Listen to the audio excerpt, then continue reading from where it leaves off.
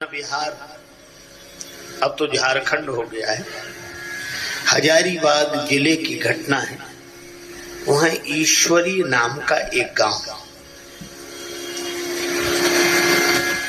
उस गांव में एक बालक का जन्म हुआ। परिवार वाले श्रद्धालु भक्त, परिवार वालों ने बालक का नाम रखा राम टहल पांडे, श्री राम टहल पांडे। जन्मोत्सव मनाया गया,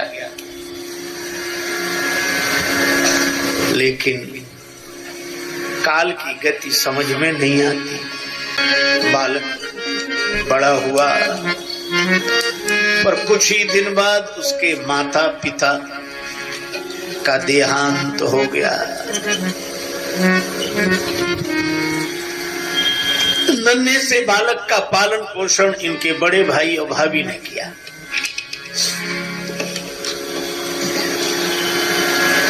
कुछ दिन बाद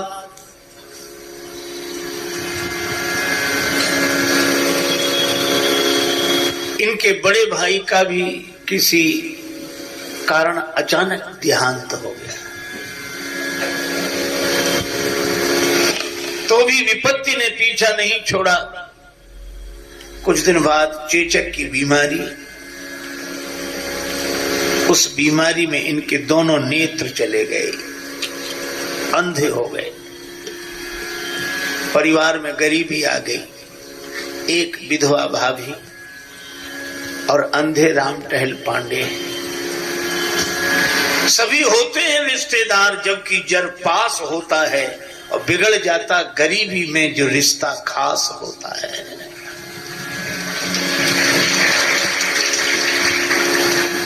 कोई नहीं, लेकिन कोई बात नहीं। राम टहल पांडे भगवान के भरोसे आनंद में रहते थे। विधवा भाभी भिक्षा कर लेती,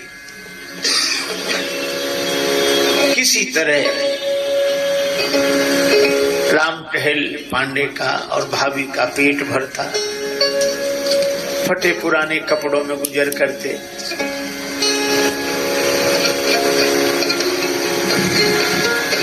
नाम बदल गया।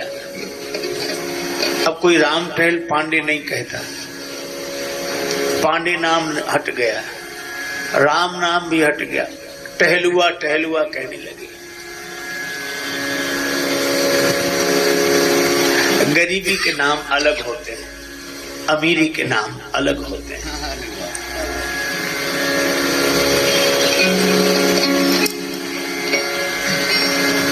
लेकिन इस बालक की एक विचित्र बात, इसको भगवत कथा सुनने की लगन लगी। दिखाई तो नहीं देता था, लेकिन एक ही व्यसन, राम जी की कथा जहां होती जरूर जाते सुनने। श्रीमद् भागवत की कथा होती, सुनने जाते। एक बार इनके गांव में ही भागवत कथा हुई।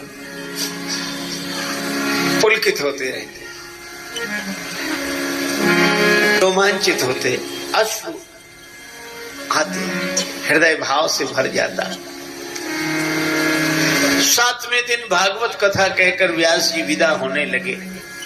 राम टहल पांडे किसी से पता पूछकर दीवाल पकड़कर सहारा लेते हुए व्यास जी के पास पहुंच गए और व्यास जी के चरणों में सिर रखकर बोले, बाबा मुझे दिखाई नहीं देता, लेकिन आप हाथ पकड़ा दिया कर, मैं सेवा कर दिया करूंगा। आपके शरीर में तेल लगा दिया करूं, आप दे दिया करो, कपड़े धो दिया करें।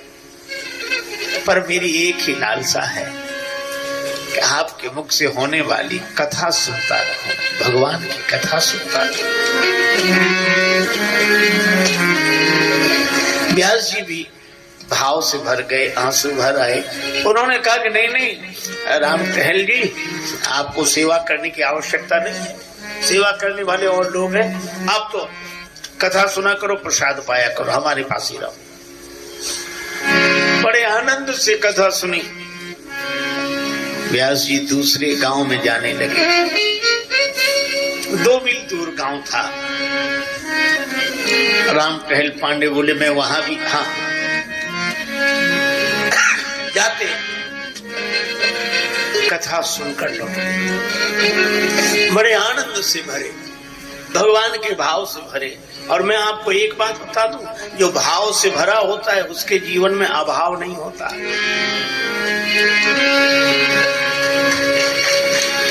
राम टहल पांडे के जीवन में अभाव ही अभाव, लेकिन वे भगवान के भाव में डूब कर रहते। भाभी रोज भोजन बना देती और वही रोटी अचार बांध लेते अपने गमछे में, पैदल पैदल जाते, कथा सुनते। दोपहर को जब श्रीमद् भागवत कथा का विराम होता, वहीं रोटी पा लेते, फिर कथा सुनते, शाम को लौटते। ऐसे जैसे कितना बड़ा धन मिल गया हो। पायो जी मैंने राम रतन धन पाए, खर्चे न कूटे कोई चोर न लूटे, दिन दिन बढ़त सबा।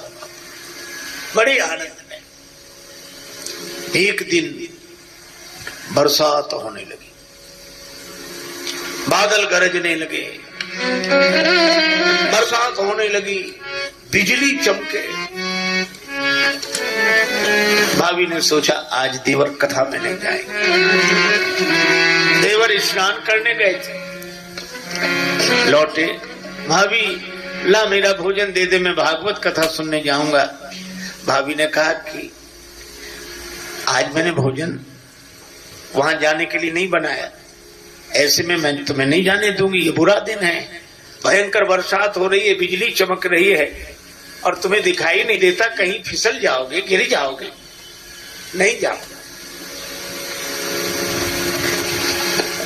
राम टहल पांडे दुखी हो गए और उन्होंने कहा कि भाभी माता क्या बात कर रही हो, सो दिन दुर्दिन नहीं मेघ नभ में गहरावे, सो दिन दुर्दिन नहीं मेघ नभ में गहरावे, और अदिन न इंद्र उपल बरसा कर वज्र गिरावे। वो भी बुरा दिन नहीं है कि इंद्र बरसात का वज्रापात कर दे। सो दिन दुर्दिन नहीं मेघ नभ में गहरावे, अदिन न इंद्र उपल बरसा कर वज्र गिरावे, और सो दिन दुर्दिन नहीं उदर को अन्न न पावे, और प्रेमी संबंधी जीवन में विरत जावे, और दुर्दिन नहीं विनीत कोई जेती विपति बखानिए, पर श्रवणन परे न हरि कथा सो दिन दुर्दिन जानिए। बस राम टहल पांडे ने लकड़ी उठाई, बिना भोजन के ही उसी आवेश में चल दिया। ऊपर से बादल तर तर तर तर तर, बरसात हो रही है, बिजली चमक रही है, लेकिन बिना किसी की परवाह किए सीताराम राधे श्याम कहते बढ़ जा रहे। ईश्वरी गांव से चले, दूसरा गांव कुछ दूरी पर था, पर आज देर हो गई थी, जल्दी जल्दी जल्दी जा रही वर्षा, मार्ग में बाधक थी, फिर भी बढ़ते जाते। तो गांव आने के लगभग एक फरलांग पहले ही उन्हें लगा कि गांव आ गया है। सड़क से नीचे उतर गए और थोड़ा आगे बढ़े, वो जंगल, अब रास्ता न सूझे इधर उधर, तो थोड़ा आगे बढ़े। संयोग की बात, उस जंगल में एक कुआं, और कुएं का घाट तो बना नहीं था, चबूतरा बना नहीं था, समतल भूमि पर था। आगे बढ़ते गए, उस कुएं में गिर गए, अंधा कुआं, पानी नहीं, बड़ी गहराई में गिरे। अब क्या करें, ऊपर से बिजली चमक रही, बादल गरज रहे, वर्षा हो रही, और ये इस कुएं में गिर गए। यहाँ कौन सुनेगा, जंगल में हैं हम। पहली बार राम टहल पांडे ने भगवान से प्रार्थना की कि प्रभु मैंने आज तक आपसे कोई शिकायत नहीं की, मातु पिता बर बंधु लियो, मातु पिता बर बंधु लियो, दुख घोर दियो सब ही सुख छीनो। मेरे माता पिता बिछुड़ गए, मैंने शिकायत नहीं की, मेरा बड़ा भाई बिछुड़ गया, मैंने शिकायत नहीं की, इतने दुख मिले, मैंने शिकायत नहीं की। और ताऊ पे तोष न देव तुम्हें, जग में अंधरो अखियां न शौकीन हो, मुझे अंधा बना दिया तो भी मैंने शिकायत नहीं की। और आज भी शिकायत नहीं करूंगा। जावे चले सुख भोग सवे, बर कूप में डार भले ही मोहि दीन हो। सारे सुख भोग चले जाएं, भले ही आपने कुएं में गिरा दिया हो, पर दुख विनीत यही दृढ़हीन सो। दुख विनीत यही दृढ़हीन सो, छीन कथा को वृथा दिन लीन हो। कथा का दिन भी छुड़ा लिया। मैं आपके गुण सुनना चाहता हूँ कथा से। खुदा मंजूर करता है सदा जब दिल से होती है। खुदा मंजूर करता है सदा जब दिल से होती है, मगर मुश्किल तो ये है, बात ये मुश्किल से होती है। पुकारा भगवान को, भगवान प्रकट हो गए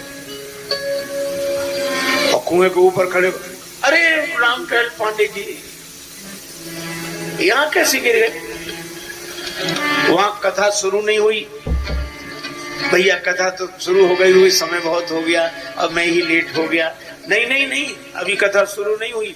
व्यास जी का स्वास्थ्य खराब है, थोड़ी देर में ही होगी कथा शुरू। अरे भैया तो हमें लगता है कि हमारे लिए कथा रुक गई। एक काम करो, हमें निकाल दो, गांव वालों को बुलाओ, रस्सी ले आओ, मैं तो कुएं में पड़ा हूं। भगवान बोले कुआं नहीं है, गड्ढा है।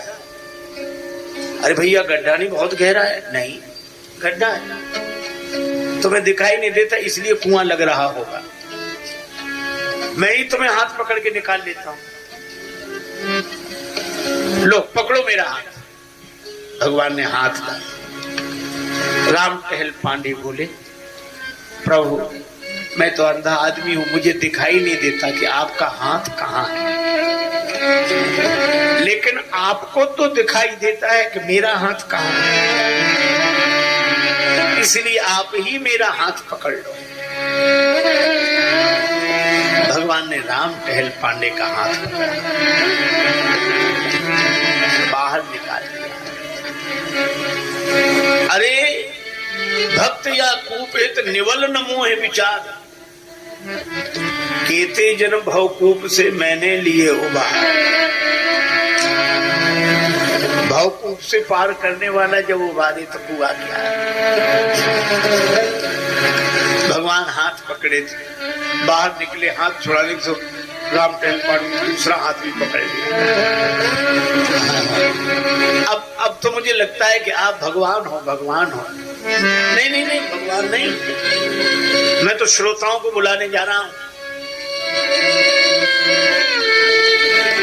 राम टहल पांडे भी संत सूरदास जी की तरह कहते हैं, बाह छुड़ाए जात हो निवल जान के मोह, और हृदय से जब जाओगे मर्द बदूंगो तो है।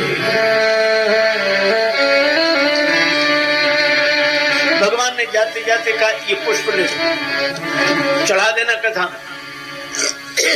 राम टहल पांडे बोले, फिर तो व्यास जी मुझसे रोज फूल मांगेंगे, मैं कहां से लाऊंगा, अंधा आदमी। तुम चिंता मत करो, जब तुम कथा में पहुंचोगे तुम्हारे हाथ में फूल अपने आप आ जाएगा। राम टहल पांडे ने बातों पे गौर ही नहीं दिया। उनको लगा कि कोई भला आदमी हमें निकाल दिया, रास्ते से लगा दिया, चलो चलो मैं चलता हूँ। वे कथा की ओर बढ़ गए और भगवान ही मानो सबको बुलाने जाते हैं। सबको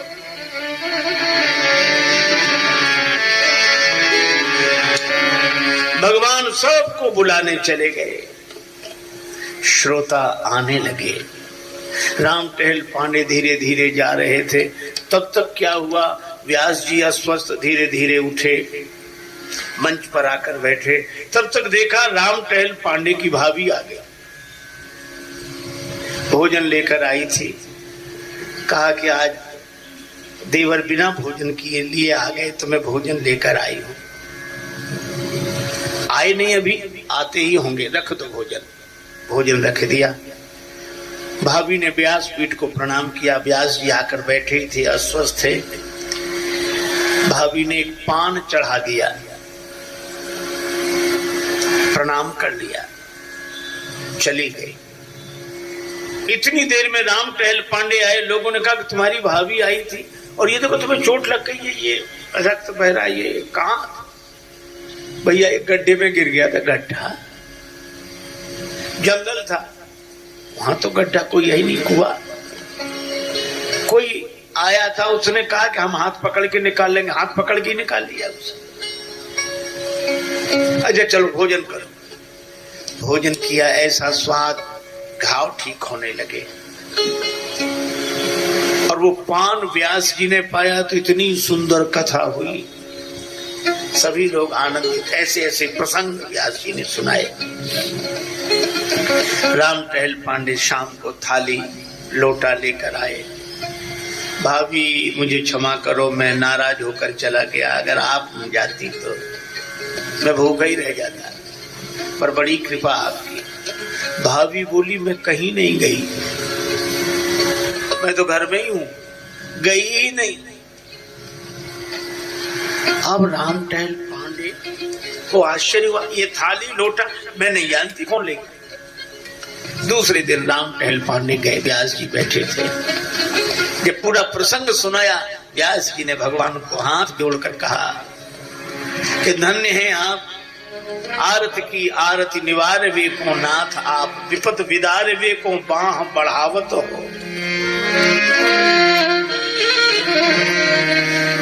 विपत विदार वे को बाह बढ़ावत हो। और अंत में कहा लेस हो लाज कमलेश जू न लागत तुम्हें, भक्त हित भाभी को भेष धरी आवत हो। भक्त के लिए भाभी बनकर आप विचार करो।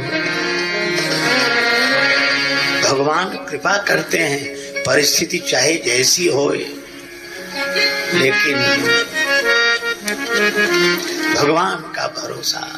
संग सखा सब तज गए, कोई न निभयो साथ, कह नानक इस विपत में एक टेक रघुनाथ।